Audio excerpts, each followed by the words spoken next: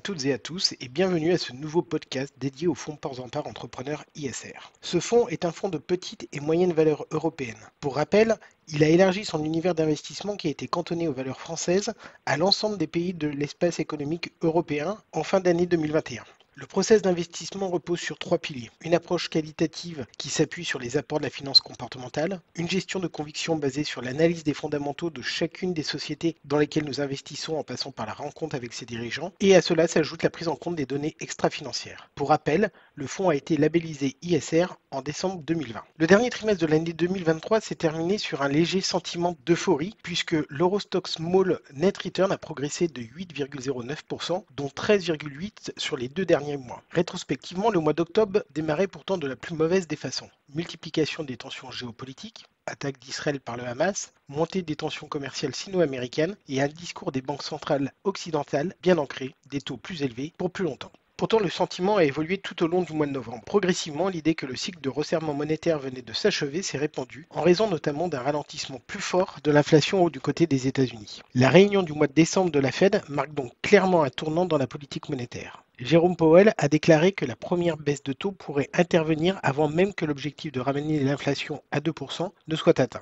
De son côté, la BCE s'est montrée encore plus prudente, mais a tout de même indiqué que le pic du resserrement monétaire était probablement atteint. Cette séquence des banques centrales marque donc un véritable point d'inflexion sur les marchés financiers. Les rendements des taux à 10 ans allemands et américains se sont détendus de plus de 100 points de base en l'espace de 6 semaines. Dans le même temps, les indicateurs économiques du côté américain continuaient de se montrer robustes. Le marché de l'emploi se montre toujours très solide et les indicateurs avancés que sont les PMI et ISM se sont légèrement redressés. Du côté de la zone euro, la situation demeure plus fragile. L'économie se contracte de plus en plus, comme en témoigne la baisse de la production industrielle allemande ou du PMI français, passé de 47,8 au mois de novembre à 46,7 en décembre. Ces éléments laissent penser que le début de l'année 2024 marquera l'entrée en récession de la zone euro. Pour leur part, les marchés d'actions ont préféré voir le verre à moitié plein en se concentrant sur les perspectives de la fin du cycle de resserrement monétaire. Après une phase d'aversion au risque de plus d'un trimestre, la sous-exposition globale aux actions a engendré un fort rebond de l'ensemble des marchés. Dans cette phase de forte baisse des taux longs, le secteur technologique a été l'un des principaux gagnants, notamment les entreprises liées aux semi-conducteurs. Le creux de la demande a probablement été atteint au cours de l'été 2023 et les acteurs du secteur sont désormais tournés vers 2025 qui sera une année de forte évolution technologique. Lors de sa dernière publication de résultats,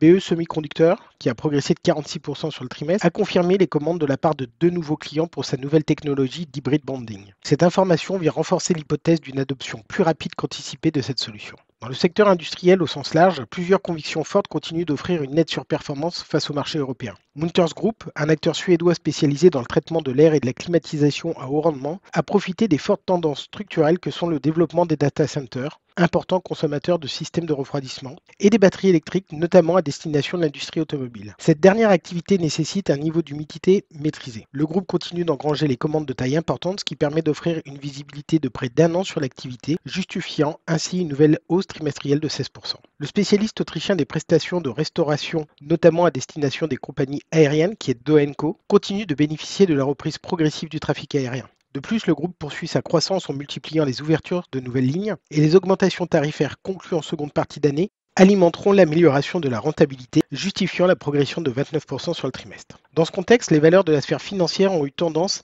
à sous-performer le marché et notamment les banques les mieux valorisées comme AIB Group qui a perdu 9%. Cette banque irlandaise bénéficie du fort dynamisme du marché local et les hausses de taux se sont rapidement traduites en hausse de la rentabilité. Elle est déjà valorisée à plus d'une fois l'actif net, ce qui a justifié des prises de bénéfices par le marché et par nous également. Les valeurs les plus défensives ont également marqué le pas comme Ipsen qui a perdu 15%. Le groupe pharmaceutique tarde à rassurer le marché quant à l'évolution de sa stratégie. Les ventes de son médicament phare, la somatuline dont le brevet est désormais tombé, accélèrent leur décroissance. Cette situation rend nécessaire l'arrivée de nouvelles molécules pour prendre le relais. Enfin, le secteur du luxe est celui qui a le plus souffert. Après plus de 2 ans de très forte progression, les niveaux de croissance vont progressivement se normaliser, ce qui n'est jamais idéal quand les valorisations sont très exigeantes. Moncler paye probablement son statut de marque monoproduit, ce qui explique la baisse de près de 20% sur le trimestre et justifie notre décision de vente. Interparfums perd 4,2%. Ce spécialiste de la production et de la commercialisation des parfums de luxe pâtit des rumeurs de réinternalisation de la production de ces produits par Richemont. Les licences Van Cleef & Arpels, mais surtout Montblanc,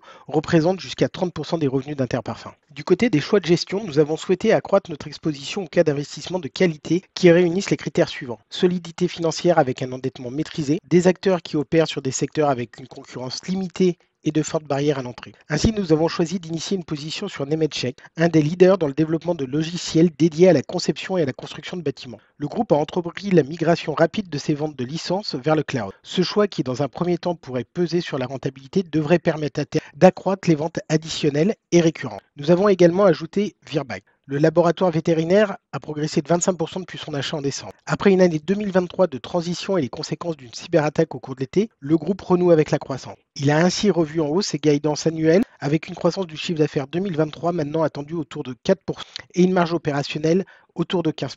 Enfin, nous avons choisi de nous réexposer au secteur des énergies renouvelables en achetant ERG et Solaria. Du côté des ventes, nous avons fortement allégé notre exposition au secteur de la consommation discrétionnaire en vendant Moncler et en réduisant la position sur Hugo Boss. Les valeurs fortement exposées au cycle économique telles qu'Ion ou Fuchs Petrolub ont également été vendues. L'année 2024 débute avec de nombreuses interrogations majeures. Les politiques monétaires vont s'assouplir, mais dans quelle proportion et surtout le timing demeure incertain. De nombreuses élections sont prévues avec en point d'orgue la présidentielle américaine dont la campagne est toujours source de volatilité. Enfin, si l'économie américaine ralentit, elle nous semble suffisamment solide pour éviter la récession. Notre confiance est bien moindre pour l'économie européenne. Dans cet environnement d'incertitude, nous restons convaincus qu'il sera nécessaire d'établir une hiérarchie parmi les entreprises. Les acteurs de qualité offrant de la visibilité et disposant des ressources nécessaires pour financer leur croissance dans un environnement économique en ralentissement nous sommes par conséquent les plus à même de surperformer les marchés financiers. Je vous remercie de votre attention et vous donne rendez-vous à la fin du premier trimestre. L'équipe commerciale et de gestion se tiennent à votre disposition pour vous apporter tous les compléments d'information que vous jugerez nécessaires. Ce podcast réalisé par Ports en Part Gestion est à destination d'une clientèle professionnelle. Il a été enregistré uniquement à titre d'information et ne constitue donc pas une incitation à investir ni un document contractuel. Les opinions émises dans ce podcast reflètent un jugement au jour de son enregistrement et sont donc susceptibles d'être modifiées à tout moment sans préavis. Les données chiffrées utilisées par Ports en Part Gestion proviennent de sources qu'elle estime fiables.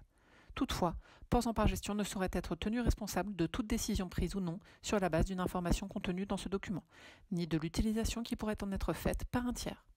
Pour plus d'informations, connectez-vous sur www.portsenpartgestion.fr. Merci